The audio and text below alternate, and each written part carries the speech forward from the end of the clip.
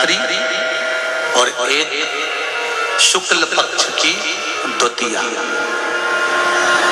कौन सी तिथि? अरे बोलो जम के। शुक्ल पक्ष की द्वितीया, दूज। जो शुक्ल पक्ष की दूज आती है ना, द्वितीया, शंकर भगवान के फोटो का दर्शन करा है आप लोगों ने? बोलो तो जम के करा है ना सबने? शंकर भगवान के चित्र का दर्शन करिए, शंकर भगवान के फोटो का दर्शन करिए, शंकर भगवान की मूर्ति का दर्शन करिए। शंकर भगवान के मस्तक पर जो चंद्रमा रखा हुआ देखते हैं आप लोग, शिव जी के मस्तक पर जो चंद्र देखते हैं, वो चंद्र कौन सी तिथि का रखा था शंकर भगवान? कभी कभी अगर आपकी समाज में प्रश्न मंच होता है ना, तो उसमें प्रश्न पूछना चाहिए कि शंकर भगवान के मस्तक पर जो चंद्रमा रखा है वो कौन सी तिथि का रखा है? एकम, दूसरी, चतुर्थी, पंचमी, छठ, सप्तमी, अष्टमी, नवमी, दसवीं, 11, 12 पूछ लेना चाहिए कि कौन सी तिथि का चंद्रमा भगवान शंकर के मस्तक पर रखा है।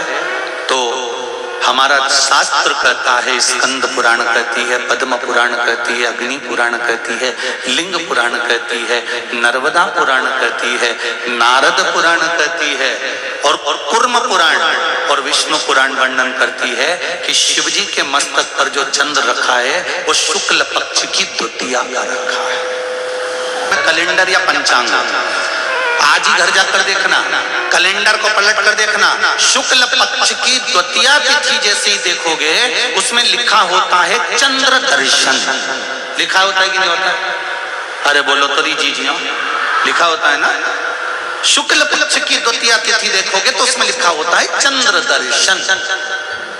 अब प्रत्येक शुक्ल पक्ष की द्वितीया तिथि पर चंद्र दर्शन क्यों लिखा होता है?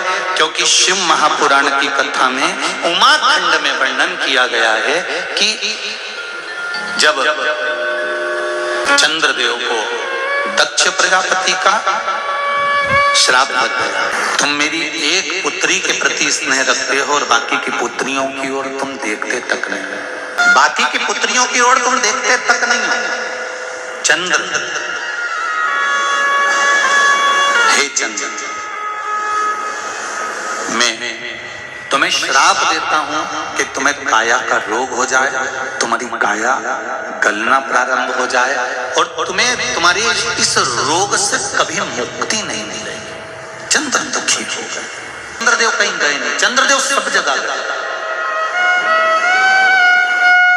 भगवान विष्णु के पास भी गए, भगवान ब्रह्मा जी के पास भी गए, इंद्रदेव के पास भी गए। सब जगह घूमने के बाद भी चंद्रदेव को जब सुख का भान नहीं हुआ, तब देवऋषि नारद के पास पहुंचे। जब जीवन में बहुत दुख आकर खड़ा हो जाए और उस दुख का कहीं निवारण न मिले तो कोई सतगुरु की शरण चले जाओ। सतगुरु भी वो होना चाहिए जिसको अपनी पूजन से मतलब नहीं, उसको परमात्मा की पूजन से मतलब होना चाहिए। मार्ग की ओर अग्रण्य ले जाने वाला, सतमार्ग की ओर प्रशस्त करने वाला, सतमार्ग की ओर आगे बढ़ाने वाला सतगुरु होना चाहिए। चंद्रदेव देवऋषि नारद के पास गए और नारद जी से जाकर कहा, मेरी काया गल रही है, मेरी काया में रोग हो गया है, मेरी काया टपक रही है, कुछ कृपा कर दो। देवऋषि नारद ने कहा, पार्थिव शिवलिंग का निर्माण करो और उस शिवलिंग का पूजन करो। अब देखिएगा जरा, 33 कोटि देवी देवता में कोई ऐसा देवता नहीं रहता जो शंकर भगवान के शिवलिंग का पूजन नहीं करता हो या निर्माण नहीं करता। जब राम जी महाराज लंका पर विजय करने चले तब उन्होंने रामेश्वर धाम की स्थापना करी। भगवान कृष्ण के घर में जब संतान नहीं हुई, गर्गाचार्य बाबा से कहकर उन्होंने शिवलिंग का निर्माण कर पूजन करी। एक एक रानी के साथ में 11 दिन तक मेरे भगवान कृष्ण ने पूजन करी। तो शंकर भगवान ने आशीर्वाद दे दिया कि तुम्हारी एक एक रानी से 11 संतान होगी। 1,77,186 भगवान कृष्ण के बच्चे हुए। ये शिव की कृपा है, ये शंकर भगवान की करुणा से, उनकी दया से। चंद्रदेव देवऋषि नारद के कहने पर शिवलिंग का निर्माण करते हैं, पूजन करते हैं, आराधना करते हैं, अर्चना करते हैं। चंद्रदेव भगवान शंकर की आराधना में डूब जाते हैं और आराधना करते करते करते करते करते भगवान शंकर प्रकट नहीं हुए, तब चंद्र और दुबले होते चले गए, और दुर्बल होते चले गए। शरीर चंद्रदेव का टेढ़ा होने लगा, क्योंकि केवल हड्डी का कंकाल चंद्रदेव का रह गया। मांस काया टपक टपक कर गिरती रही और चंद्रदेव की काया जब और शिथिल होती गई, एकदम दुर्बल होते चले गए। सारे पूरे महीने में चंद्र की स्थिति देखना और शुक्ल पक्ष के द्वितीया तिथि के चंद्र की स्थिति देखना। शुक्ल पक्ष का द्वितीया का जो चंद्रमा होता है वो एकदम पतला, कमजोर और वक्रीय सा होता है। किस किस ने करें दर्शन? करें आप लोगों ने दूज के चंद्रमा के?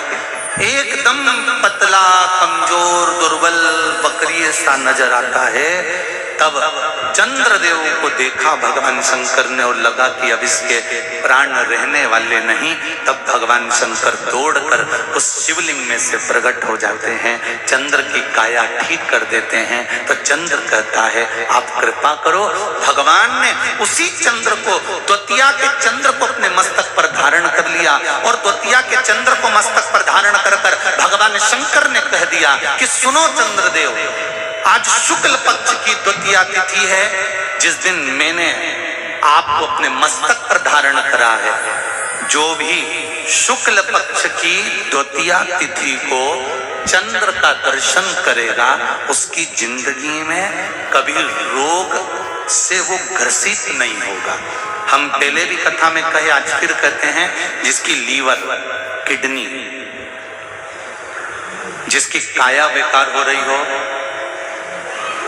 चमड़ी सफेद पड़ रही हो, काले काले छट्टे पड़ रहे हो, सोराइसिस जैसी बीमारी हो गई हो, कैंसर जैसा रोग हो गया हो,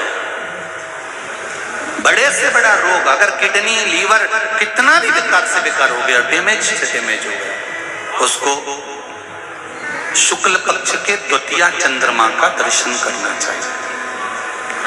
और शुक्ल पक्ष के द्वितीया चंद्रमा का दर्शन कर कर प्रदोष काल के समय पर, कौन सा काल? शाम के समय। प्रदोष काल मालूम है सबको?